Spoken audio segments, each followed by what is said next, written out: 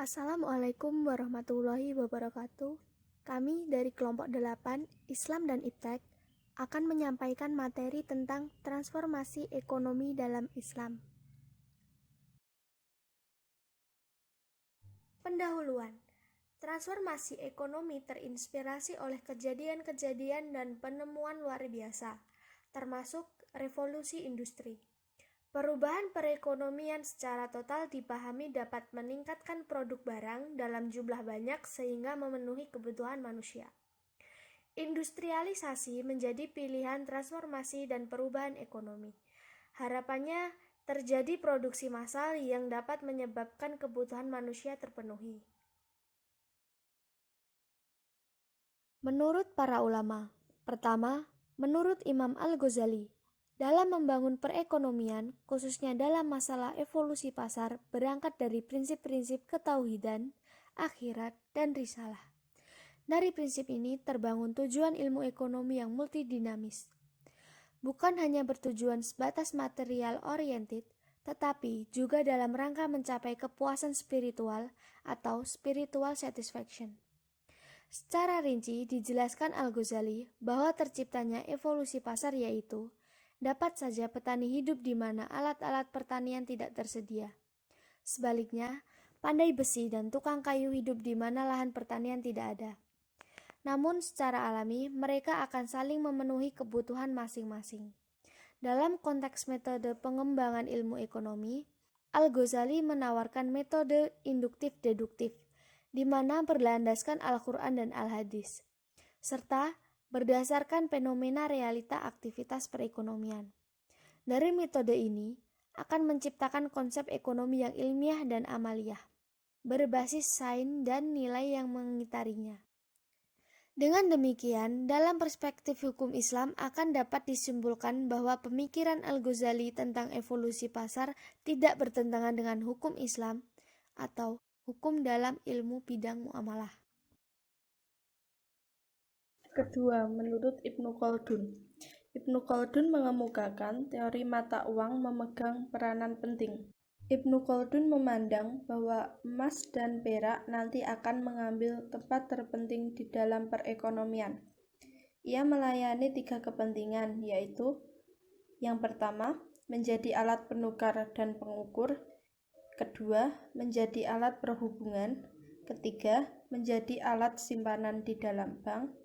Inilah analisis Ibnu Khaldun sewaktu emas dan perak baru merupakan dinar dan dirham.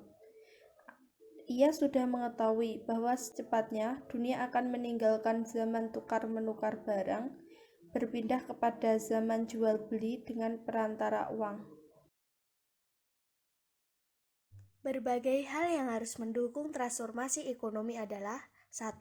Ketersediaan barang publik yang dibutuhkan masyarakat. 2. Peran pemerintah dalam menyediakan barang publik. 3. Kehandalan sektor industri. 4. Kehandalan sektor pertanian. 5. Kehandalan sektor perdagangan.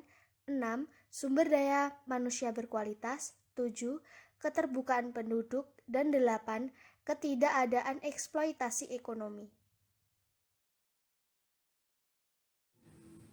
B. Islam dan transformasi ekonomi. 1. Barang publik. Barang publik yang dibutuhkan masyarakat harus tersedia. Jangan sampai ada sengketa terhadap barang publik, sebab mengurangi kenyamanan masyarakat dalam menggunakan barang publik. Hadis yang berasal dari Abu Hurairah mengemukakan Nabi Shallallahu Alaihi Wasallam memutuskan dalam masalah jalan bila mana mereka mempersengketakannya selembar 7 hasta. 2. Tugas pemerintah untuk memproduksi barang publik. Tugas pemerintah adalah mengurusi rakyat. Tugas mengurusi ini tidak hanya mempersiapkan pemerintah untuk mengentaskan kemiskinan pada rakyat miskin, namun juga memposisikan pemerintah untuk memenuhi berbagai hal yang menjadi kebutuhan bersama rakyat. Nabi SAW bersabda, seorang amir yang berkuasa atau manusia adalah penanggung jawab dan dia akan ditanya tentang rakyatnya. 3. Sektor industri. Sektor industri mengandalkan berbagai peralatan dan mesin yang berfungsi mengolah bahan baku dan memproses produk. 4. Sektor pertanian. Nabi Muhammad SAW mendorong para petani untuk memaksimalkan pengerjaan lahan pertanian dengan mengungkapkan bahwa hasil terjelek dari maksimal pengerjaan lahan pun tetap merupakan kebaikan, sehingga petani tidak dapat menikmati hasil panen sebab dimakan burung dan ternak atau diambil orang lain. Hasil terjelek ini dinilai sebesar ganjaran orang bersedekah. 5. Sektor perdagangan. Sektor perdagangan mengandalkan kecepatan transaksi tawar-menawar. Seharusnya tidak membuang waktu terlalu lama. Selama harga masih memberikan keuntungan, penjual secepatnya melepas produk. Demikian juga selama barang sesuai dengan keinginan pembeli, maka pembeli secepatnya menerima bunga. 6. Kualitas manusia. Kualitas manusia mempengaruhi kemuliaannya. Seorang yang tidak berkualitas sulit mendapatkan kemuliaannya. Agama Islam menyebut bentuk kualitas tersebut sebagai ketakwaan, sehingga disebut yang lebih bertakwa yaitu berkualitas. 7. Keterbukaan penduduk. Keterbukaan penduduk terhadap penduduk lain merupakan teknik otokritik yang efektif untuk menjadikan diri semakin lama semakin baik. Penduduk akan mencermati dan membandingkan dengan penduduk lain. Setelah itu, apa yang dipandang benar dalam hal ilmu dan ekonomi dari penduduk lain diambil seraya meninggalkan ilmu dan teknologi dari diri sendiri yang dipandang salah. 8. Ketidakadaan eksploitasi ekonomi.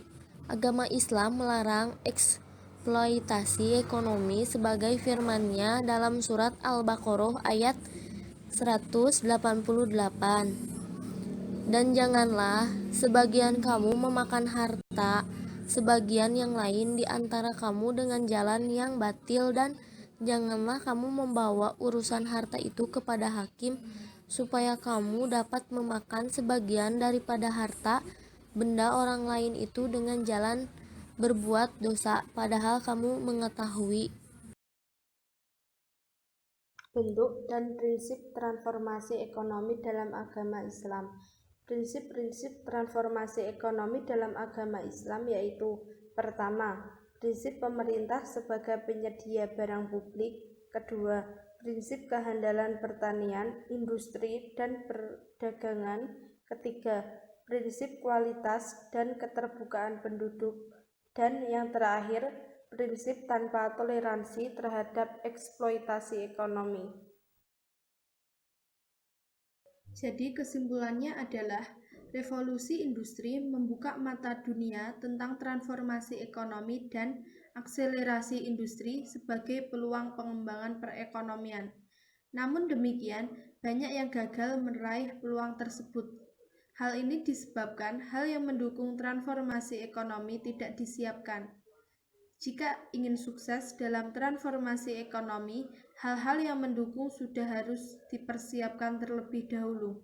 Sekian presentasi dari kelompok kami. Wassalamualaikum warahmatullahi wabarakatuh.